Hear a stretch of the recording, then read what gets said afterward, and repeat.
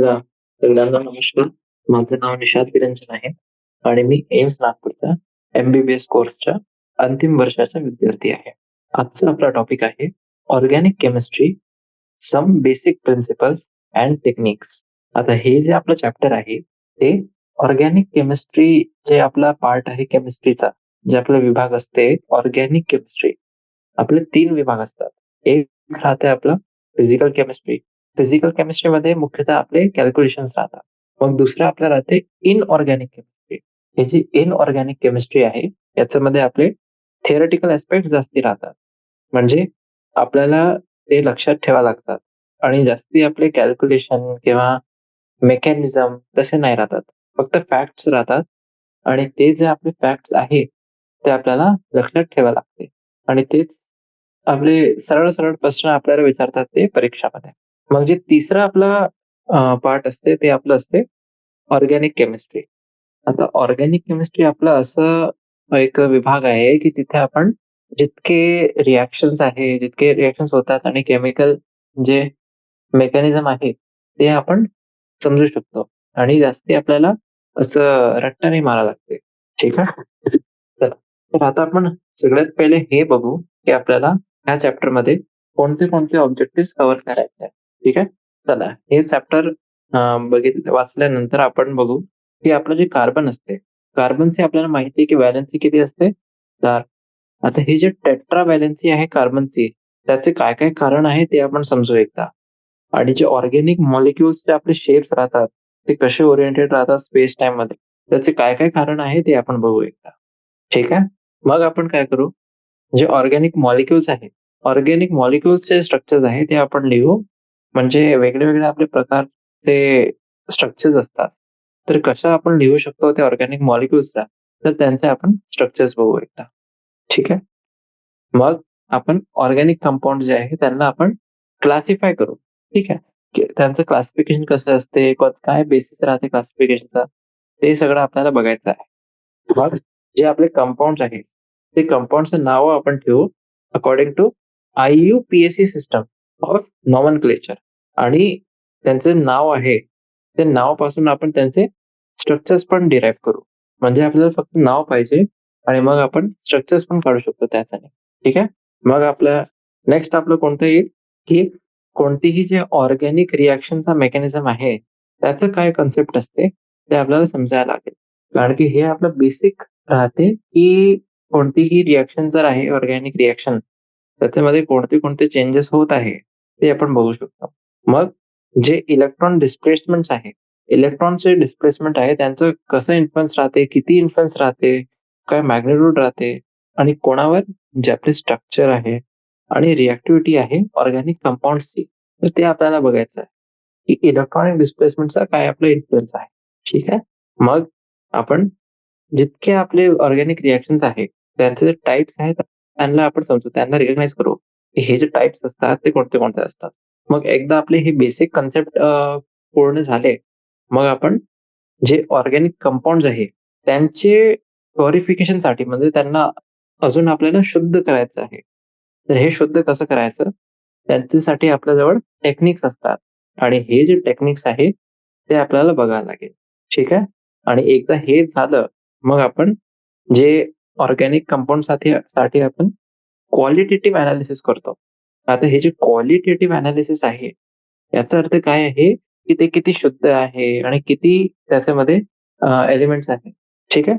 ते आपल्याला समजायला लागेल आणि त्याच्यासाठी जे केमिकल रिएक्शन्स असतात, ते आपण बघू.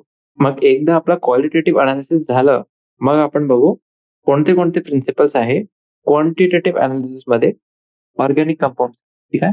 म्हणजे सगळ्यात पहिले आपल्याला बघायचं आहे क्वालिटेटिव्ह एनालिसिस आणि मग आपल्याला बघायचं आहे क्वांटिटेटिव्ह एनालिसिस. हे जे 2 प्रकारचे एनालिसिस आहे, त्यांच्यासाठी आपल्याला केमिकल रिएक्शन्स बघायचे आहे. ठीक आहे? तर आता मागचे युनिट जे आहे, त्याच्यामध्ये आपण काय बघितलेलं आहे, की कार्बन जे आहे, त्याच्यामध्ये आपली कॅटिनेशनची आपली प्रॉपर्टी असते.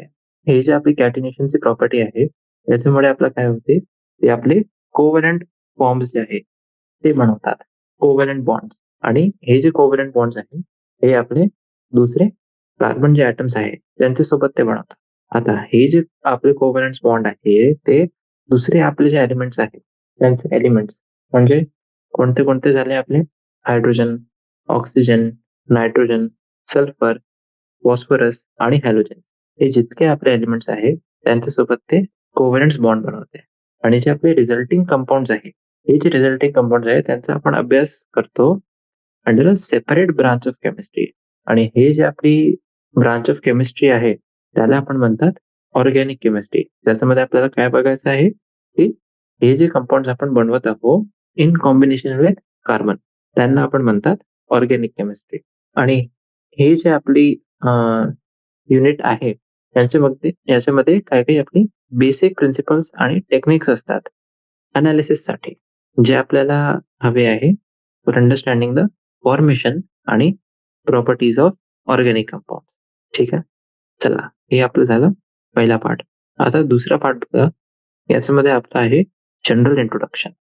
हे जे जनरल इंट्रोडक्शन आहे याच्यामध्ये आपल्याला काय बघायचं आहे एकदा बघू. ठीक आहे, जे आपले ऑर्गॅनिक कंपाऊंड आहेत ते आपल्याला खूपच महत्वाचे आहे.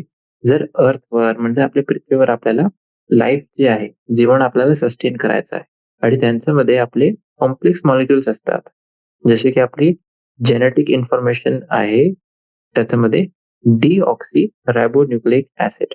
ठीक आहे, डीएनए आणि प्रोटीन्स. हे जे डीएनए आणि प्रोटीन्स आहे याच्यामध्ये आपले कॉन्स्टिट्यूट काय करतात, हे एसेन्शियल कंपाऊंड आपले ब्लड, मसल्स आणि स्किनचे. ठीक आहे, आणि हे आपले ऑर्गॅनिक कंपाऊंड आहे जे आपल्या मटेरियल्स मध्ये येतात.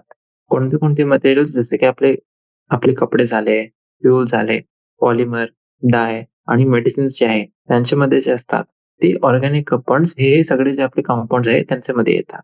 ठीक आहे, आणि हे आपले काही काही महत्वाचे ऍप्लिकेशन आहे हे कंपाऊंडचे.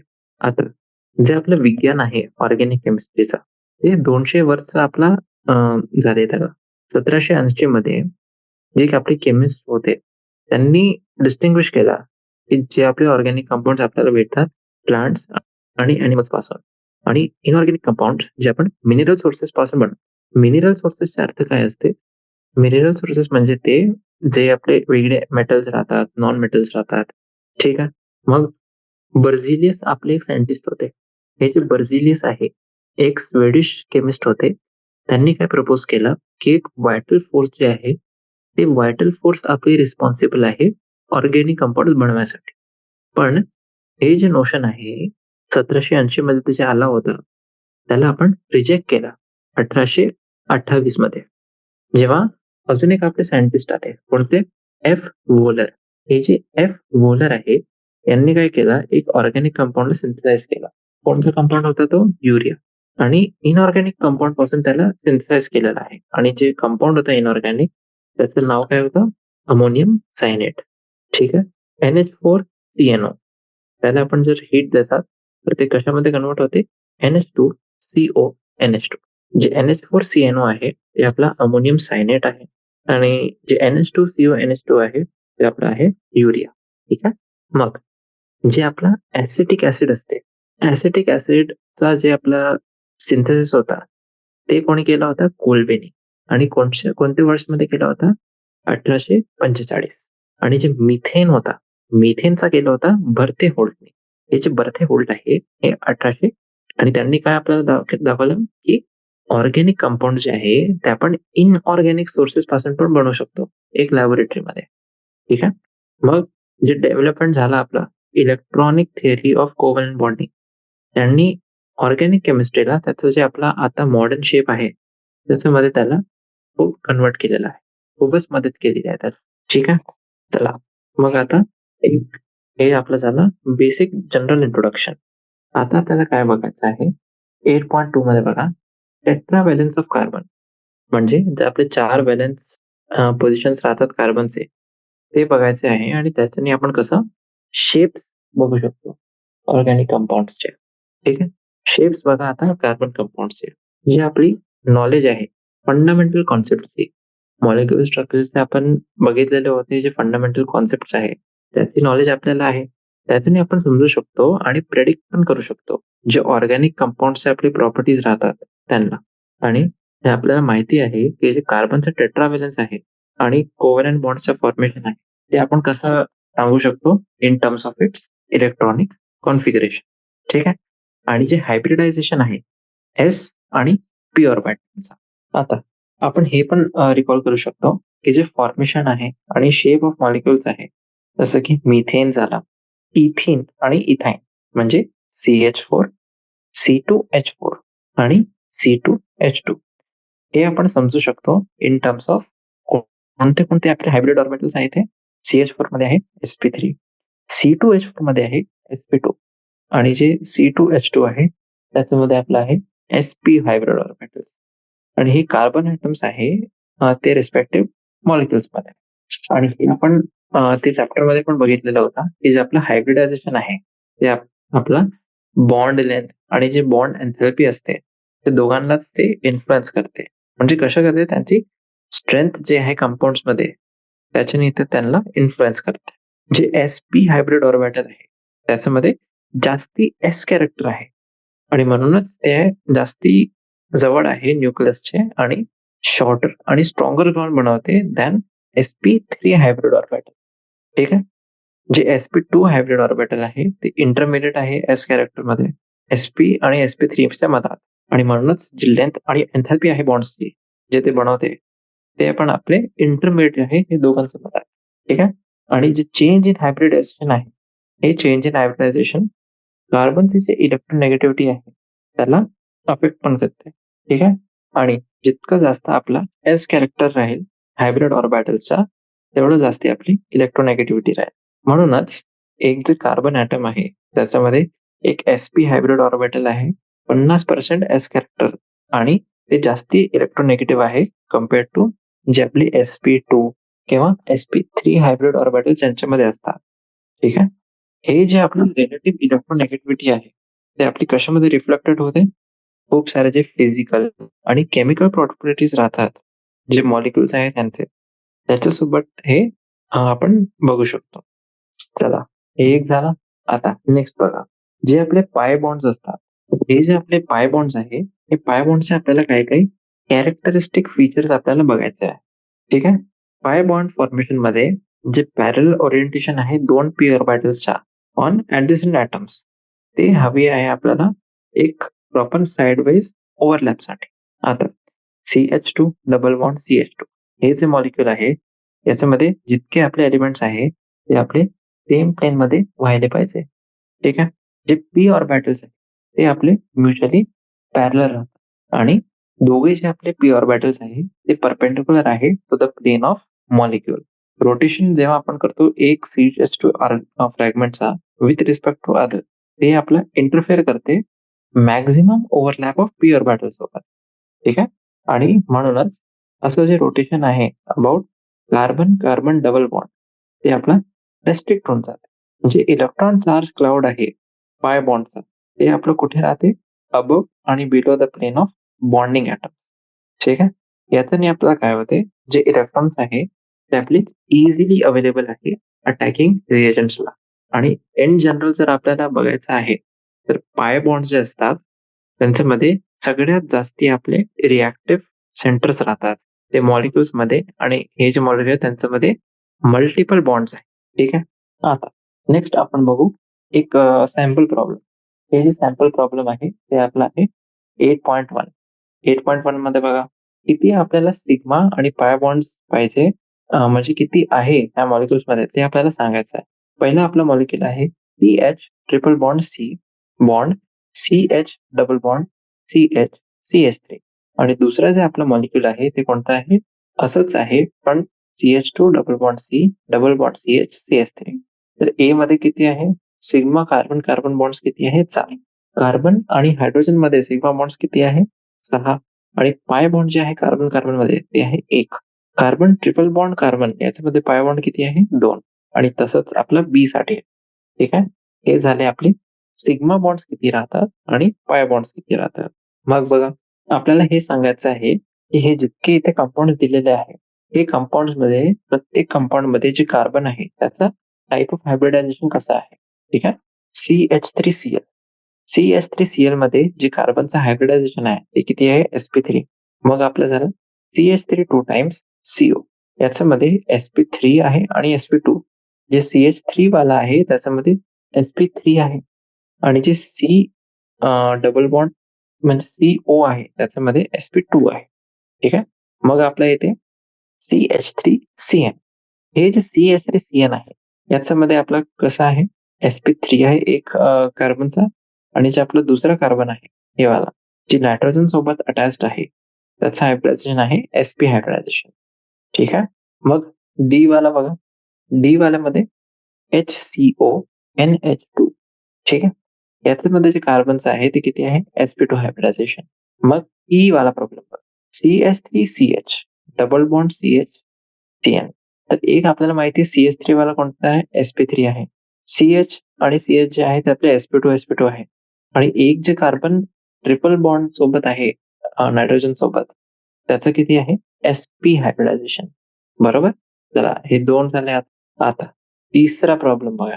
आपल्याला स्टेट ऑफ हायब्रिडायझेशन लिहायचं आहे कार्बनचा प्रत्येक कंपाऊंड मध्ये आणि आपल्याला हे पण सांगायचं आहे की हे जे प्रत्येक मॉलिक्युल आहे त्याचा शेप कसा आहे. ठीक आहे. CH2 डबल बॉन्ड O याच्यामध्ये sp2 हायब्रिडाइज्ड कार्बन आहे आणि याची सिमेट्री कशी राहील ट्रायगोनल प्लेनर. मग आपला आहे sp3 जे दुसरा मॉलिक्युल आहे CH3F याच्यामध्ये पण sp3 हायब्रिडाइज्ड कार्बन आहे पण याची सिमेट्री आपली टेट्राहेड्रल राहील. का बरं? कारण की फ्लोरीनचा आपला जे मॉलिक्युल आहे ते आपला एक्स्ट्रा आहे. मग सी वाला मॉलिक्युल बघा CH ट्रिपल बॉन्ड N आणि हे आपल्या याच्यामध्ये किती आहे sp हायब्रिडाइज्ड कार्बन आहे. आता sp हायब्रिडाइज जर आहे म्हणजे याचं जे जॉमेट्री आहे जे शेप आहे ते कसं राहील लिनियर. ठीक आहे. चला नेक्स्ट बघा. नेक्स्ट आपल्याला बघायचं आहे structural representation of organic compound.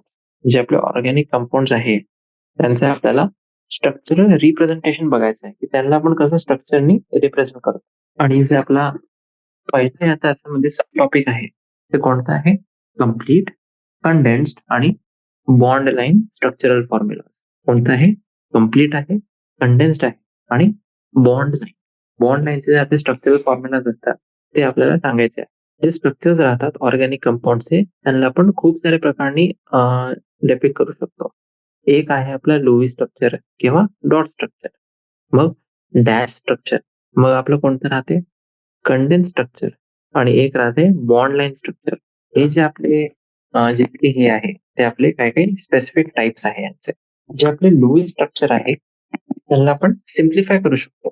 जे आपलं 2 इलेक्ट्रॉनचा कोव्हॅलेंट बॉन्ड आहे त्यांना आपण कसं रिप्रेझेंट करू आपण एक डॅश बनवून देऊ त्याच्यावर. आणि असं जे आपलं स्ट्रक्चरल फॉर्म्युला असते ते आपलं कशावर फोकस करते जितके इलेक्ट्रॉन्स आपले बॉन्ड फॉर्मेशन मध्ये इन्व्हॉल्ड आहे त्यांना ते रिप्रेझेंट करते.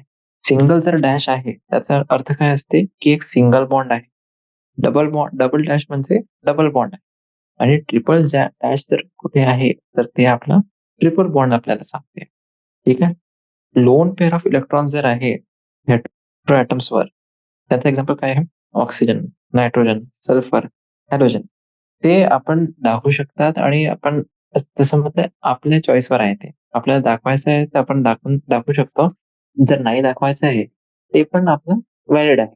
ठीक आहे.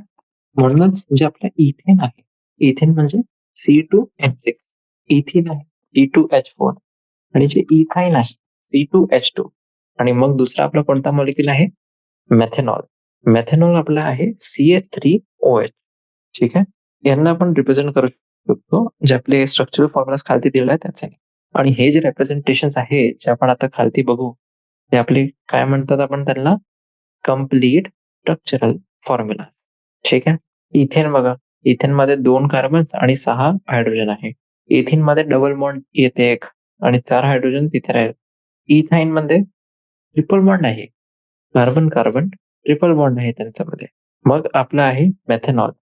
मेथेनॉल म्हणजे CH3OH आणि त्याचं रिप्रेझेंटेशन आपण 2 पेर दाखवू शकतो.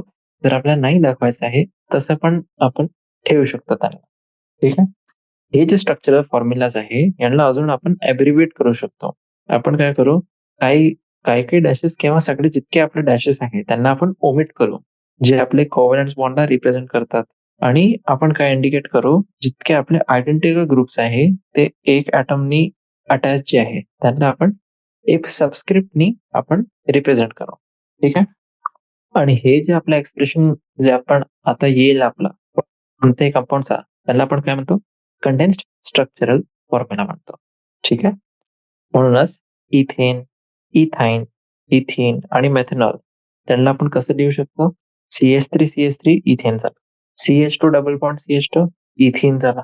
CH ट्रिपल बॉन्ड CH इथाईन झाला आणि CH3OH हे जे CH3OH आहे ते आपला मेथनॉल आहे. ठीक आहे. तसंच हे जे आपलं पूर्ण मॉलिक्यूल आहे याच्यामध्ये 8 आपले कार्बन ॲटम्स आहेत. त्याला आपण कसं कंडेन्स करू शकतो? CH3 CH2 6 times CH3. ठीक आहे. अजून जर आपल्याला सिम्प्लिफाय करायचं आहे, ऑर्गॅनिक केमिस्ट आपले अजून एक आपलं जे प्रकार आहे त्याच्याने ते रिप्रेझेंट करतात. जे स्ट्रक्चर्स आहे त्यांना रिप्रेझेंट करतात. ज्याच्यामध्ये फक्त आपण लाईनचा प्रयोग करतो. हे जे आपले लाईन्सचा प्रयोग करत आहोत आपण, हे वाला जे आपला मेथड आहे त्यांना आपण काय म्हणतात? Bond line structural representation. काय म्हणतात? Bond line. ठीक आहे. हे स्ट्रक्चरल रिप्रेझेंटेशन मध्ये जे कार्बन आणि हायड्रोजन बॉन्ड्स आहे त्यांना आपण नाही दाखवतो आणि जे लाईन्स आहे जे कार्बन कार्बन बॉन्ड्सला रिप्रेझेंट करत आहे त्यांना आपण एक झिग झॅग फॅशन झिग-झॅग जे आपलं एक असते त्याच्यामध्ये आपण लिहू त्याला.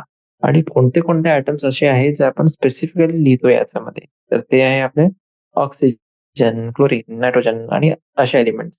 जे टर्मिनल आहे, टर्मिनल ह्या स्ट्रक्चरचे ते आपले मिथाइल ग्रुप्सला डिनोट करतात, म्हणजे बॉन्ड CH3. आणि ज्यापर्यंत कोणतं दुसरं असं आपल्याला नाही सांगितलेलं आहे, की तिथे कोणताही दुसरा एक फंक्शनल ग्रुप आहे किंवा दुसरा एलिमेंट अटॅच्ड आहे, तेव्हापर्यंत ते आपण काय घेतो, की तिथे एक मिथाइल ग्रुप आहे. ठीक आहे.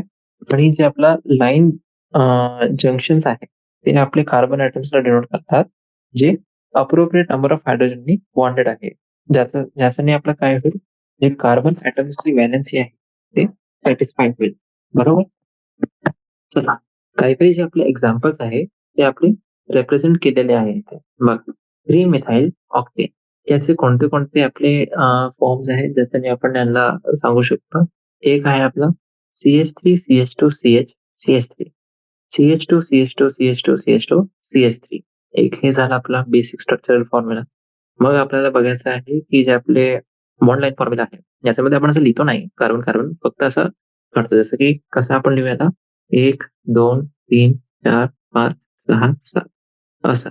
आणि इथून आपण एक असं बनवून देऊ. तर हे काय झालं, हे जे टर्मिनल आहे ते CH3 आहे आणि बाकीचे जितके आहे आपले त्याच्यामध्ये आपल्याला हे बघायचं आहे, की किती व्हॅलेन्सी त्याच कार्बनची यूज झालेली आहे आणि बाकीचे जे व्हॅलेन्सी आहे तिथे आपल्याला हायड्रोजन टाकायचं आहे. ठीक आहे. हे झालं आपलं बी पार्ट. सी पार्टमध्ये जे आपलं टर्मिनल हे बघ तेच स्ट्रक्चर मी इथे काढलेलं आहे. जे टर्मिनल्स आहेत ते आपल्याला मिथाइल ग्रुप सांगतात, की तिथे मिथाइल ग्रुप आहे. ठीक आहे.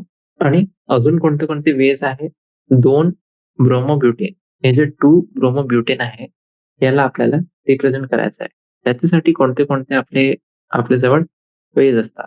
तर एक आपला आहे CH3CH Br CH2CH3. दुसरं आपलं कसं आहे तेच बॉन्ड लाईन फॉर्म्युला आणि तिसरं तेच मी तुम्हाला सांगितलेलं आहे. ठीक आहे.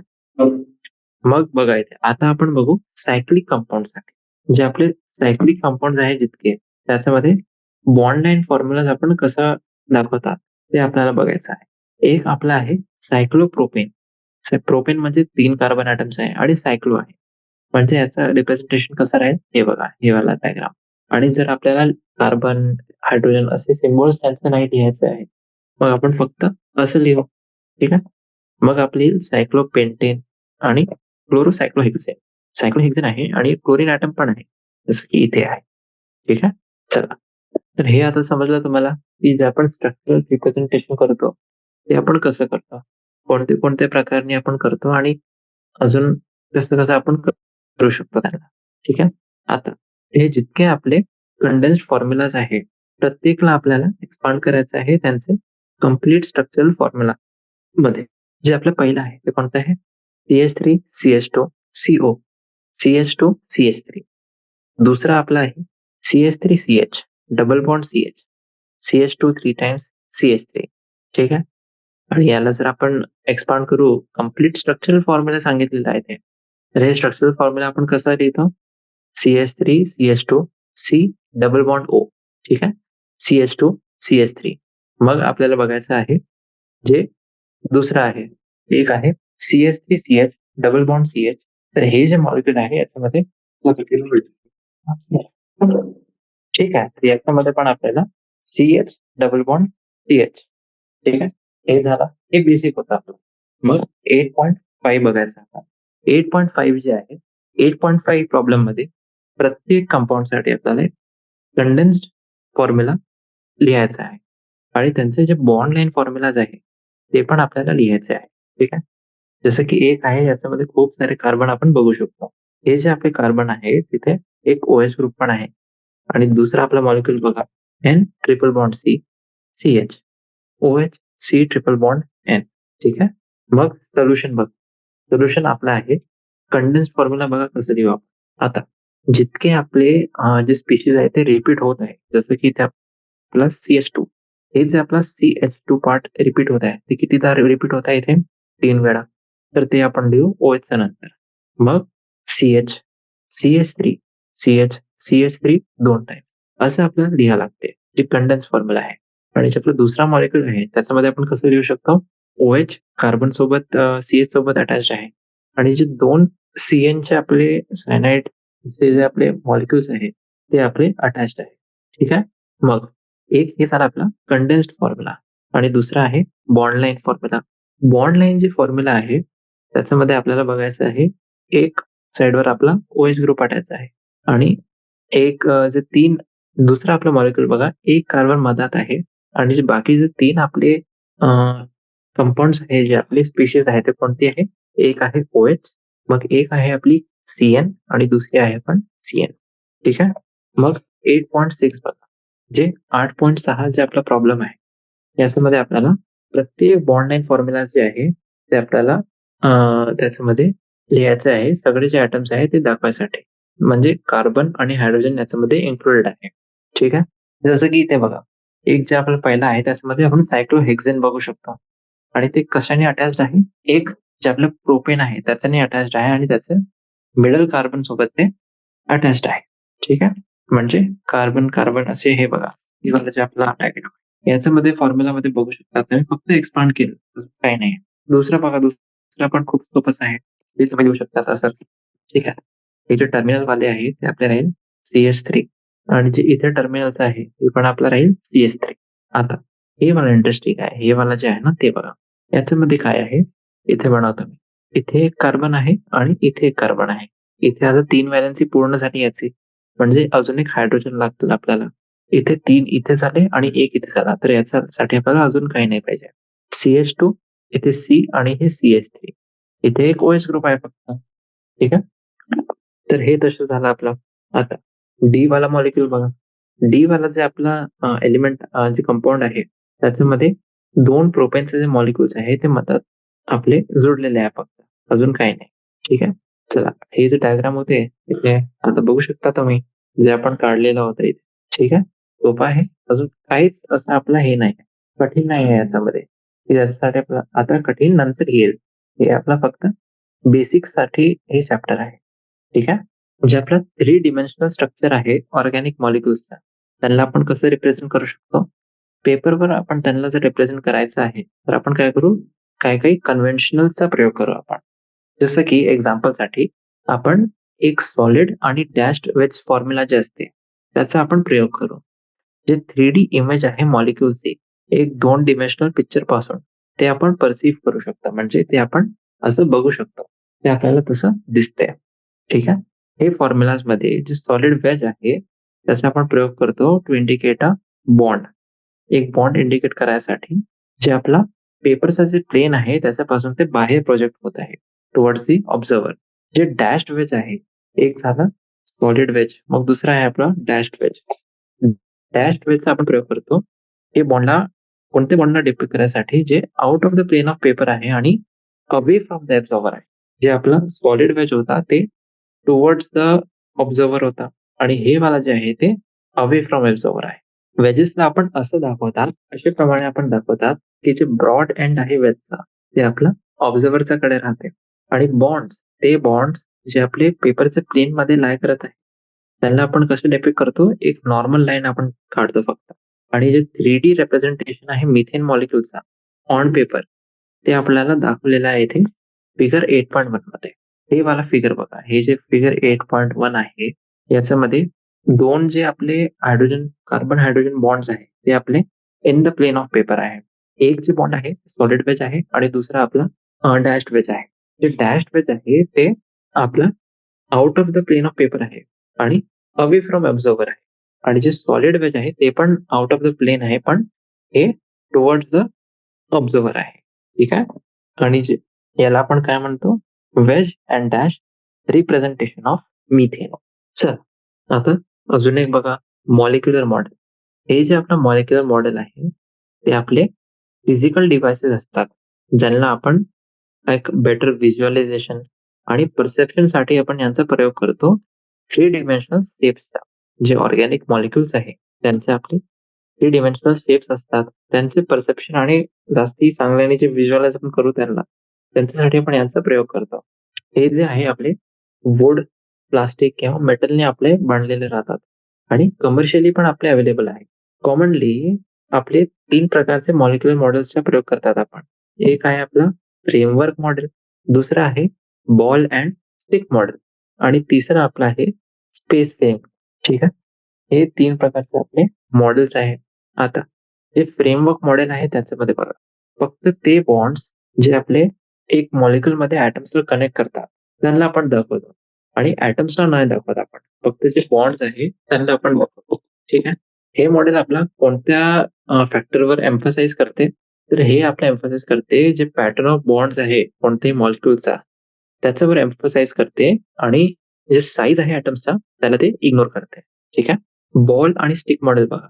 बॉल आणि स्टिक मॉडेल जे आहे याच्यामध्ये दोघे जे ॲटम्स आहे आणि बॉन्ड्स ते दोघेही आपण दाखवतो. बॉल्स जे आपले राहतात ते आपले ॲटम्सला रिप्रेझेंट करतात आणि जे स्टिक आहे ते आपली स्टिक एक बॉन्डला डिनोट करते. ठीक आहे. ते कंपाऊंड ज्याच्यामध्ये कार्बन डबल बॉन्ड कार्बन आहे म्हणजे इथिन, ते आपण जास्त चांगल्याने रिप्रेझेंट करू शकतो जर आपण एक स्प्रिंग्सचा प्रयोग केला इन प्लेस ऑफ स्टिक्स. ठीक आहे. हे जे आपले मॉडेल्स आहे त्यांना आपण बॉल आणि स्प्रिंग मॉडेल म्हणतो. ठीक आहे.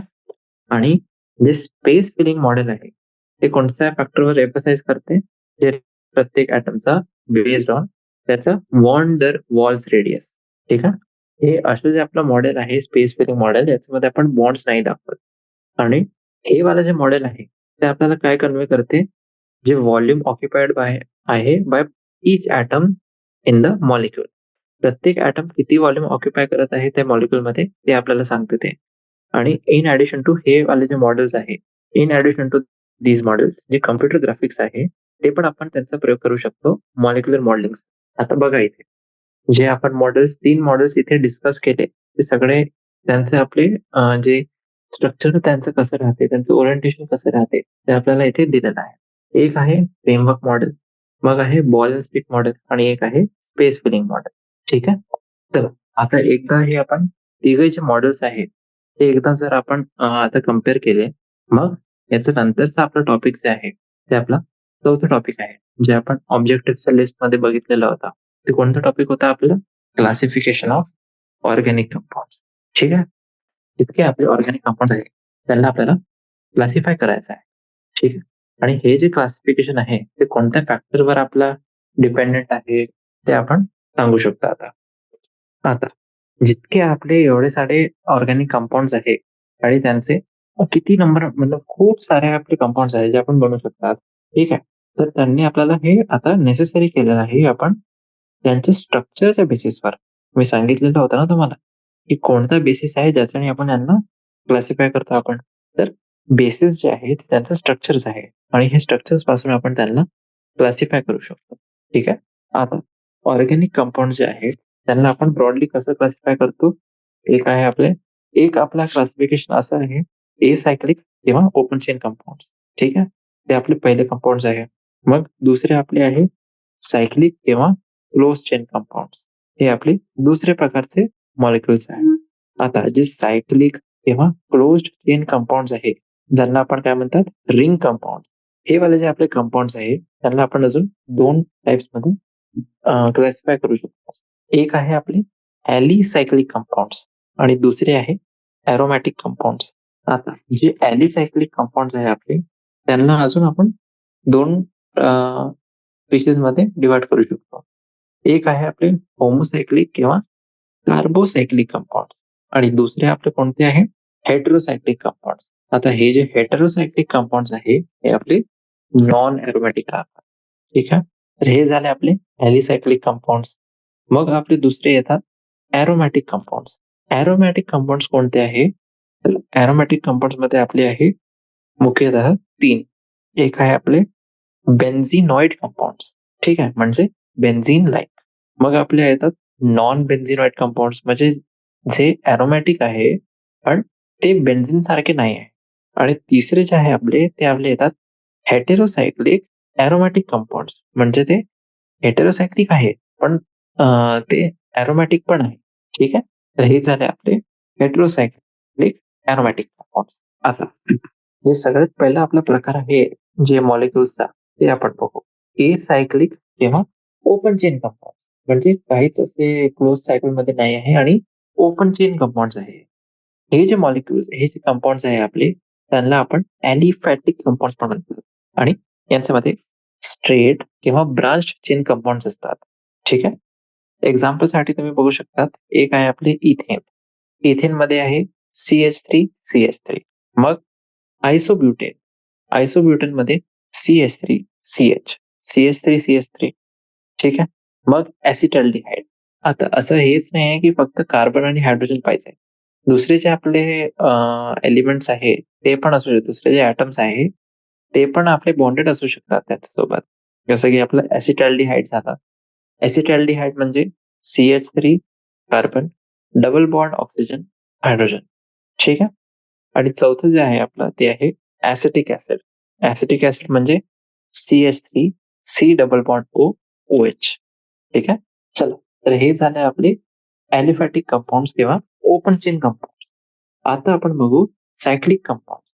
सायक्लिक कंपाऊंड म्हणजे क्लोज चेन कंपाऊंड किंवा रिंग कंपाऊंड. यांच्यामध्ये सगळ्यात पहिले आपण बघू ॲलिसायक्लिक कंपाऊंड. जे आपले ॲलिसायक्लिक कंपाऊंड आहे ते काय असतात? त्यांच्यामध्ये कार्बन ॲटम्स राहतात जे एक रिंगच्या फॉर्म मध्ये जोडलेले आहे, म्हणजे होमोसायक्लिक आहे. फक्त कार्बनचे जे ॲटम्स आहे तेच आहे, दुसरं कोणताही ॲटम त्याच्यामध्ये नाही आहे. जर आला तर ते हेटेरोसायक्लिक होऊन जाईल. आता हे वाले कोणते आहे? होमोसायक्लिक. म्हणजे याच्यामध्ये कोणते कोणते राहील? सायक्लोप्रोपेन, सायक्लोहेक्झीन आणि सायक्लोहेक्झेन. हे इंटरचेंज आहे. हे दोघे जे आहे ना, हे वाला सायक्लोहेक्झेन आहे आणि हे सायक्लोहेक्झीन आहे. ठीक आहे. आता कधी कधी काय होते, अदर देन कार्बन जे आपले ॲटम्स आहे ते पण आपले रिंग मध्ये राहतात. आणि असे जे आपले रिंग आहे ज्याच्यामध्ये कार्बन पासून दुसरे एलिमेंट्स आहे रिंग मध्ये, त्यांना आपण काय म्हणतात? हेटेरोसायक्लिक कंपाऊंड. आणि जे एक्झाम्पल आहे हेटेरोसायक्लिक कंपाऊंडचा ते कोणतं आहे? टेट्राहायड्रोफ्युरान. हे टेट्राहायड्रोफ्युरॉन्स आहे, तुम्ही ऐकलं असेल. जे आपले खूप सारे रिॲक्शन्स आहे आणि जे मेकॅनिझम राहतात त्यांच्यामध्ये येते टेट्राहायड्रोफ्युरान. आणि हे जे कंपाऊंड राहतात हेटेरोसायक्लिक, ते आपले ॲलिफॅटिक कंपाऊंड सारखेच काही काही प्रॉपर्टीज आहे जे हे दाखवतात. चला, तर एक झाले आपले ॲलिसायक्लिक कंपाऊंड्स. दुसरे आता आपल्या जवळ आहे एरोमॅटिक कंपाऊंड. एरोमॅटिक कंपाऊंड्स बघा. एरोमॅटिक कंपाऊंड जे आहे ते आपले स्पेशल टाईपचे कंपाऊंड्स आहे आणि डिटेलमध्ये आपण जे दुसरं युनिट आहे त्याच्यामध्ये आपण बघू. आणि याच्यामध्ये काय राहतात? बेन्झीन आणि याच्यासोबत रिलेटेड जे बाकीचे रिंग कंपाऊंड्स आहे ते येतात. आणि जे बाकीचे रिलेटेड कंपाऊंड्स आहेत त्यांना आपण काय म्हणतात? बेन्झिनॉइड कंपाऊंड्स. आणि ॲलिसायक्लिक कंपाऊंड सारखेच जे आपले एरोमॅटिक कंपाऊंड्स आहे त्यांच्याजवळ आपला हेटेरो ॲटम येईल त्यांच्या रिंगमध्ये. ठीक आहे. असे जे कंपाऊंड्स आहेत त्यांना आपण हेटेरोसायक्लिक एरोमॅटिक कंपाऊंड्स म्हणतात. आणि काही काही एक्झाम्पल्स आपण बघू जे खूप सारे प्रकारचे एरोमॅटिक कंपाऊंड्स राहतात त्यांचे. एक आहे आपले बेन्झिनॉइड एरोमॅटिक कंपाऊंड. कोणते कोणते आहे? Benzene, aniline, naphthalene. आणि जे नॉन बेन्झिनॉइड कंपाऊंड आहे ते कोणते आहे? प्रोपोन. प्रोपोन म्हणजे हे बघा, ॲनिलीन तुम्हाला माहिती पाहिजे. एक बेन्झीन रिंग आहे आणि त्याचं एक कार्बन ॲटमला NH2 अटॅच्ड आहे. तर हे आपलं झालं ॲनिलीन. आणि नॅफ्थलीन जे बॉल्स आपले येतात ते आपण कपड्यामध्ये टाकतो, ते पांढऱ्या रंगाचे आपले जे बॉल्स असतात, त्याचं फॉर्म्युला आपलं असं असते. ठीक आहे. मग आहे आपले हेटेरोसायक्लिक एरोमॅटिक कंपाऊंड्स. हे जे हेटेरोसायक्लिक एरोमॅटिक कंपाऊंड्स आहे, ते 3 प्रकारचे आहेत. एक आहे आपला प्युरान, दुसरा आहे थायोफिन आणि तिसरा आपला आहे पायरिडीन. ठीक आहे. ऑर्गॅनिक कंपाऊंड्सला क्लासिफाय करायसाठी अजून एक बेसिस आपला असते फंक्शनल ग्रुपचा आणि यांना आपण क्लासिफाय करतो फॅमिलीज किंवा होमोलॉगस सिरीज मध्ये. ठीक आहे. चला, तर हे झाले आपले ॲलिफॅटिक कंपाऊंड्स आणि जे आपले ॲरोमॅटिक कंपाऊंड्स राहतात. ॲरोमॅटिक मध्ये बेन्झिनॉइड आणि नॉन बेन्झिनॉइड कंपाऊंड्स. ठीक आहे. आता अजून बघा, जे आपले फंक्शनल ग्रुप्स आहे, फंक्शनल ग्रुपचा अर्थ काय असतो? सगळ्यात पहिले आपल्याला हे बघायचं आहे की फंक्शनल ग्रुपचा अर्थ काय राहते. आता फंक्शनल ग्रुप म्हणजे एक ऍटम किंवा अशा ग्रुप ऑफ ऍटम जे आपले कार्बन चेन सोबत जोडलेले राहतात आणि ते आपले रिस्पॉन्सिबल राहतात कॅरेक्टरिस्टिक केमिकल प्रॉपर्टीजसाठी. जे ऑर्गॅनिक कंपाऊंडचे कॅरेक्टरिस्टिक केमिकल प्रॉपर्टीज असतात त्यांच्यासाठी ते रिस्पॉन्सिबल राहतात. आता एक्झाम्पल्स काय काय आहे फंक्शनल ग्रुपचे? एक आहे आपला हायड्रॉक्सिल ग्रुप OH, मग अल्डिहाइड ग्रुप जे आहे आपला CHO आणि आपले दुसरे आहे कार्बॉक्सिलिक ऍसिड. हे कार्बॉक्सिलिक ऍसिड ग्रुप आहे ते आपलं आहे COOH. ठीक आहे. तर हे झाले आपले फंक्शनल ग्रुप्स. आता जे आपले होमोलॉगस सिरीज आहे, ते होमोलॉगस सिरीजला आपल्याला बघायचं आहे 8.4.2 मध्ये. होमोलॉगस सिरीज जे आहे त्याच्यामध्ये आपण बघू. होमोलॉगस सिरीज काय असते आपली? एक ग्रुप किंवा एक सिरीज ऑफ ऑर्गॅनिक कंपाऊंड्स ज्याच्यामध्ये each containing a characteristic functional group. ठीक आहे. आणि ते एक आपले होमोलॉगस सिरीज आपले बनवतात आणि जे मेंबर्स आहे या सिरीजचे त्यांना आपण काय म्हणतात? होमोलॉग्स. ठीक आहे. हे जे मेंबर्स आहे या सिरीजचे त्यांना आपण होमोलॉग्स म्हणतात. आणि जितके मेंबर्स एक होमोलॉगस सिरीज मध्ये आपण राहतात त्यांना आपण कसे रिप्रेझेंट करू शकतो? एक आपला जनरल फॉर्म्युला येईल आणि जितके सक्सेसिव्ह मेंबर्स आहेत ते एकमेकांसोबत असे डिफर करतात. कसे डिफर करतात? मॉलिक्युलर फॉर्म्युलामध्ये. आणि हे जे फॉर्म्युला आहे ते कोणता फॉर्म्युला आहे याच्यामध्ये डिफरन्स राहते आपला CH2 चा. ठीक आहे. आणि खूप सारे नंबर ऑफ आपले होमोलॉगस सिरीज आहे ऑर्गॅनिक कंपाऊंडचे. त्यांच्यामध्ये काय काय आपण बघू. Alkanes, alkenes, alkynes, halo alkanes, alkanols आणि अल्केनल्स, अल्केनोन्स, ओइक ऍसिड. जितके आपले सफिक्स आहे, आता एक आपला प्रिफिक्स राहते आणि एक सफिक्स राहते. जे आपले सफिक्स आहे, आता हे जे सफिक्स आपले प्रत्येक फंक्शनल ग्रुपसाठी वेगळे वेगळे सफिक्स राहतात. ठीक आहे.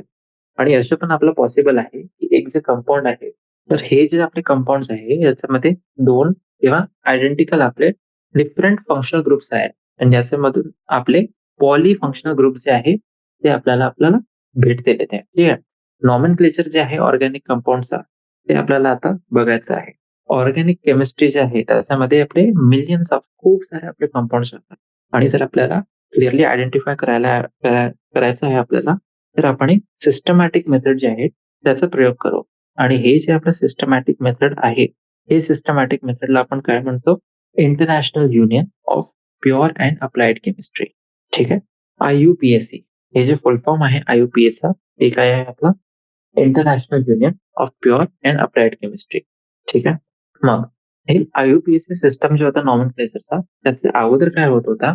जे ऑर्गॅनिक कंपाऊंड्स आहेत त्यांना आपण नाव कसं असाइन करत होते? त्यांचं जे ओरिजिन आहे किंवा सर्टन प्रॉपर्टीज आहेत त्याच्या बेसिसवर आपण त्यांचं नाव आपण असाइन करत होते. जसं की आपण सिट्रिक ऍसिड बघा. सिट्रिक ऍसिड जे आहे त्याचं नाव तसं का बरं पडलं आहे?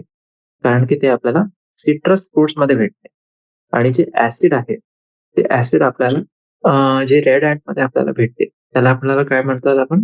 Formic acid. कारण की जे लॅटिन वर्ड ऍड साठी आहे ते आपलं आहे फॉर्मिका. ठीक आहे. तर फॉर्मिका मधून आपल्याला भेटत आहे म्हणजे हे फॉर्मिक ऍसिड आहे. ठीक आहे. मग हे जे नाव आहे हे आपले ट्रेडिशनल आहे आणि त्यांना आपण ट्रिवियल किंवा कॉमन नेम्स म्हणतात. आणि काय काय जे आपले कॉमन नेम्स जे आपण आज पण फॉलो करतो ते असे खूप सारे असे नाव आहे जे आपण आज पण फॉलो करतो. ते आपण फॉर्मिक ऍसिड झालं, ऍसिटिक ऍसिड झाला, ते आपण आज पण प्रयोग करतो त्याचा. जसं की एक्झाम्पल साठी बघा, एक खूपच चांगलं एक्झाम्पल इथे दिलेलं आहे. बकमिन्स्टर फुलरीन. काय आहे हे? बकमिन्स्टर फुलरीन हे आपलं कॉमन नाव आहे. एक C60 60 आपले कार्बन ऍटमचा क्लस्टर होता त्याच्यासाठी एक हे दिलेलं आहे. म्हणजे याचं जी स्ट्रक्चरल सिमिलॅरिटी होती जिओडेसिक डोम्स जे जिओडेसिक डोम्स आहे ते त्यांनी आपले पॉप्युलर केलेले होते. त्यांच्यासोबत याची सिमिलॅरिटी होती. आणि हे कोणी केलं होतं? एक खूपच फेमस आपले आर्किटेक्ट होते आर. बकबिल फुलर. तर त्यांच्या नावानेच हे नाव दिलेलं आहे बकमिन्स्टर फुलरी. ठीक आहे. आता हे जे कॉमन नेम्स आहेत ते आपले खूप युजफुल असतात आणि खूप साऱ्या केसेसमध्ये इनडिस्पेन्सेबल असतात. जेव्हा अल्टरनेट सिस्टमॅटिक नेम्स आपले लेंदी आहे किंवा कॉम्प्लिकेटेड आहे तर तिथे आपण यांचा उपयोग करू शकतो. ठीक आहे. आता कॉमन किंवा ट्रिव्हियल नेम्स आपण बघू काही काही ऑर्गॅनिक कंपाऊंडचे. एक आपला कंपाऊंड आहे CH4. त्याचं कॉमन नेम काय? मिथेन. मग n butane, isobutane, neopentane, n propyl alcohol, formaldehyde, acetone, chloroform, acetic acid, benzene, anisole, aniline, acetophenone आणि इथाइल मिथाइल इथर. ठीक आहे. आता याच्याने तुम्हाला सगळे आपले माहिती नाही पाहिजे, पण काही काही असे आहे आपले जे तुम्हाला माहिती करावं लागेल. म्हणजे तुम्हाला लक्षात ठेवावं लागेल ते. जर ते तुम्ही विसरले तर तुम्हाला प्रश्न जे आहे ते सॉल्व्ह करण्यासाठी तुम्हाला कठीणाई येईल काही-काही. ठीक आहे. जसं एक आहे आपला ॲनिसॉल आणि ॲनिलीन याच्यामध्ये तुम्हाला फरक माहिती पाहिजे. एक जे आहे तिथे आपला OCH3 आहे आणि दुसरा जे आहे आपलं कंपाऊंड त्याच्यामध्ये NH2 आहे. ठीक आहे. तसंच आपला ॲसिटोफिनॉन आहे CH3 COCH3. OCH3 नाही अजून एक कार्बन पण आहे. ठीक आहे. आणि इथाइल, मिथाइल हे दोघांमध्ये काय आपला फरक राहते ते पण माहिती पाहिजे. तर हे आपला आजचा टॉपिक होता आणि याच्यानंतर आपल्याला काय काय बघायचं आहे IUPAC सिस्टम ऑफ नॉमेनक्लेचर. मग आपण बघू अल्केन्स, अल्केन्स आणि अल्काइन्ससाठी जे आपले वेगळे-वेगळे प्रकारचे रिएक्शन्स जे कंपाउंड्स असतात. Cyclic compounds, single compounds, branch compounds जितके आपले आहेत ते आपण बघू. ठीक आहे. मग जे ऑर्गॅनिक कंपाउंड ज्यांच्यामध्ये आपलं फंक्शनल ग्रुप राहते त्यांचं नॉमेनक्लेचर आपण बघू. त्याच्यानंतर आपण बघू कोणते-कोणते कॉमन फंक्शनल ग्रुप्स राहतात. प्रॉब्लेम्स बघू त्यांचे. मग सबस्टिट्यूटेड आपले जे बेन्झीन कंपाउंड्स आहेत ते आपण बघू. ठीक आहे. आणि मग आयसोमेरिझम. तर हे सगळे टॉपिक्स आपण नंतरच्या लेक्चरमध्ये बघू आणि चला धन्यवाद.